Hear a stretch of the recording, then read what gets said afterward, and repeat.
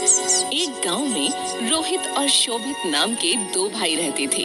बड़ा भाई रोहित अपने छोटे भाई से बहुत जलन रखता था, क्योंकि शोभित पढ़ाई लिखाई में होशियार था और रोहित उसे परेशान करता था। वो अपने भाई से घर का सारा काम करवाता था और खुद एक भी काम नहीं करता था। बस जंगल से लकड़ियां लाने जाता था और उन्हें नगर में बेचता था। लेकिन उसका छोटा भाई बहुत दयालु था। एक दिन सुबह रोहित भैया उठो, आज जंगल नहीं जाना क्या आपको? काम के लिए देर हो रही है। उठो भैया उठो। अरे सुबह सुबह क्यों सर पे चढ़े हो? सोने दो मुझे, जाकर अपना काम कर। मैं भी सोकर उठूंगा तब जाऊंगा। चल जा यहाँ से। लेकिन भैया मुझे खाना बनाना है और लकड़ियाँ खत्म हो गई हैं। सोने भी नहीं देते हैं। हाँ जा रहा हूँ। रोहित अंगड़ाई लेते हुए उठता है और कुल्हाड़ी उठाकर जंगल की तरफ निकलता है। भैया जल्दी आना। हाँ ठीक है। रोहित जंगल में पहुंचकर रोज तो मैं यहीं से लकड़ियाँ लेकर जाता हूँ, आज थोड़ा आगे जाकर देखता हूँ। यही सोचकर वो आगे बढ़ गया और थोड़ी दूर चलने के बाद उसे एक बहुत सुंदर दिखने वाला पेड़ दिखाई दिया। अरे वाह, ये बहुत अच्छा पेड़ है। अगर मैंने इसे आज काट लिया तो 10-15 दिन के लिए आराम हो जाएगा। रोहित ने यही सोचकर जैसे ही पेड़ काटने के लिए कुल्हाड़ी उठाई, वैसे ही वो पेड़ बोला, रुको भाई रुको, मैं एक जादुई पेड़ हूँ, तुम मुझे मत काटो। अगर तुम मुझे नहीं काटोगे तो मैं अपने सोने का फल तुम्हें दे दूंगा। क्या? सोने के फल? ठीक है, तुम मुझे फल दो, मैं तुम्हें नहीं काटूंगा। जादुई पेड़ ने अपने सोने के फल रोहित को दे दिए। रोहित ने फल लिए और वहाँ से चला आया। अरे वाह, मेरी किस्मत, आज तो ऊपर वाले ने छप्पर फाड़ के दिया है। अब तो कोई काम नहीं करना पड़ेगा, बस किसी को इस जादुई पेड़ के बारे में खबर ना लगे। अब इस फल को बाजार में बेच कर आता हूँ। बाजार में रोहित जौहरी की दुकान पर जाकर जौहरी से, अरे जौहरी जी, एक बहुत कीमती सामान बेचने आया हूँ, खरीदोगे क्या? तुम्हें अंदर किसने आने दिया है? तुम्हारे पास कुछ है भी बेचने के लिए जो बेचोगे?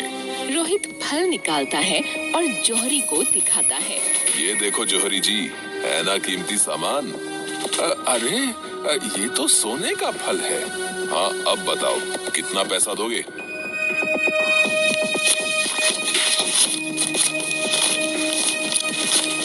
ये लो 15,000 और लाओ ये सोने का फल मुझे दे दो।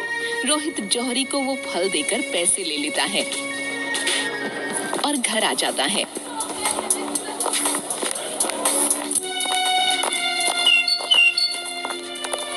लेकिन अपने भाई को कुछ नहीं बताता।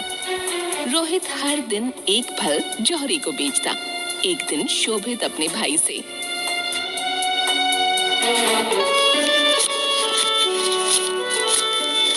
भैया मुझे कुछ पैसों की जरूरत है, स्कूल की फीस देनी है।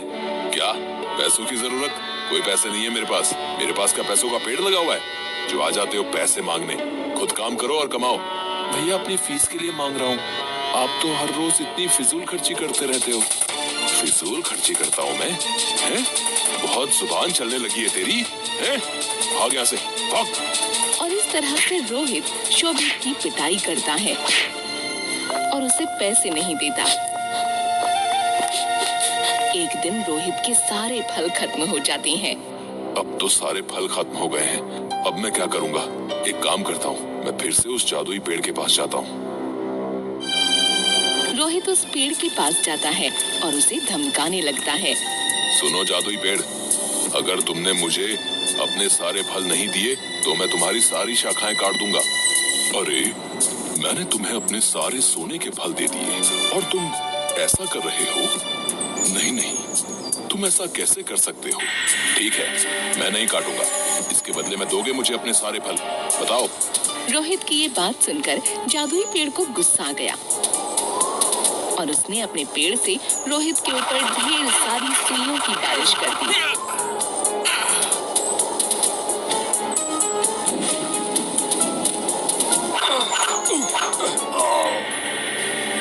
जिससे वो बहुत बुरी तरह घायल हो गया। अरे अरे, ये क्या कर रहे हो? बचाओ बचाओ, कोई मुझे, बहुत दर्द हो रहा है। इधर शाम होने पर शोभित को अपने भाई की चिंता होने लगी। शाम होने को है, लेकिन अभी तक भैया नहीं आए। जाके देखता हूँ कहाँ गए हैं। इतनी देर तो कभी नहीं हुई भैया को।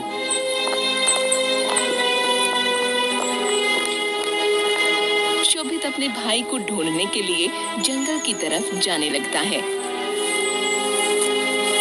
लेकिन उसे उसका भाई कहीं नहीं मिलता, जिसे देख वो बहुत परेशान हो जाता है और जंगल की तरफ आगे बढ़ने लगता है।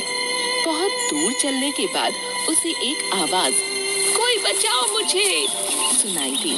लगता है उधर कोई है। शोभित उसी तरफ जाने लगा जहाँ से उसे आवाज आती है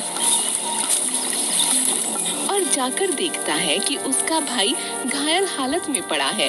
अपने भाई की ऐसी हालत देख शोभित रोने लगता है और रोते रोते कहता है, भैया आप परेशान मत हो, मैं अभी आपके शरीर से ये सारी सुइयां निकाल देता हूँ। लेकिन ये सब हुआ कैसे?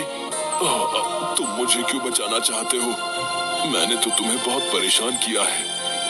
जाओ यहाँ से, मुझे मेरी लालच की वजह से ये सजा मिली है। नहीं भैया, मैं आपको ऐसे छोड़कर नहीं जाऊंगा। आप मुझे परेशान करते हो तो क्या हुआ, आप मेरे भाई हो और मैं आपको बहुत प्यार करता हूँ। लेकिन कुछ नहीं, आप शांत रहो। शोभित अपने भाई के शरीर से सारी सुइयां निकालता है।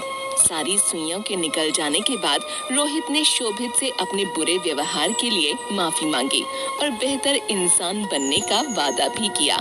लेकिन भैया ये सब हुआ कैसे? रोहित ने शोभित को सारी बात बताई।